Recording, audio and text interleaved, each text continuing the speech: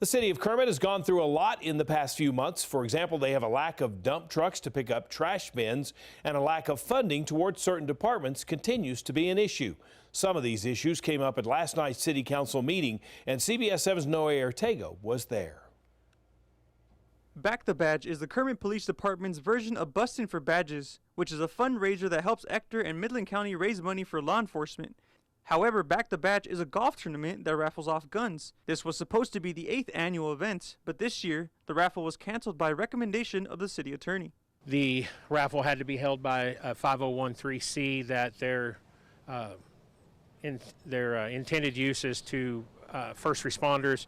So the Knights of Columbus stepped in and offered to donate guns for the raffle, but once the city found out about it, it was denied once again. This left the Kermit Police Department confused as to why they weren't able to hold the raffle. They said to look for someone that had a 501c3, which we know that the Knights of Columbus do have a 501c3. But because the police department initially bought the raffle tickets, they said that they had to cancel it.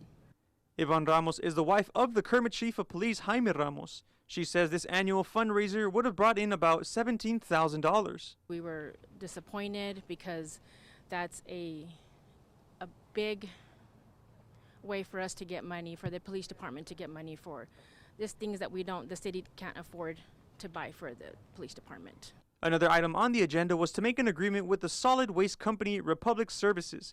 Because of the lack of garbage trucks and drivers that can operate them, residents are forced to overflow bins that leads to more trash on the streets. It's a huge issue. It's a public safety issue, and it's an issue that our citizens should not have to be going through.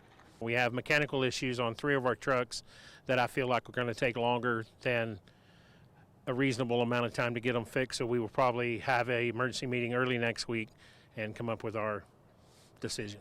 If it comes to them having to use emergency funds to come to an agreement with Republic Services, it will come in a contract that could be 6 months to 7 years. Mayor Holbrook says if it comes to it, they will need to pull the trigger on those funds.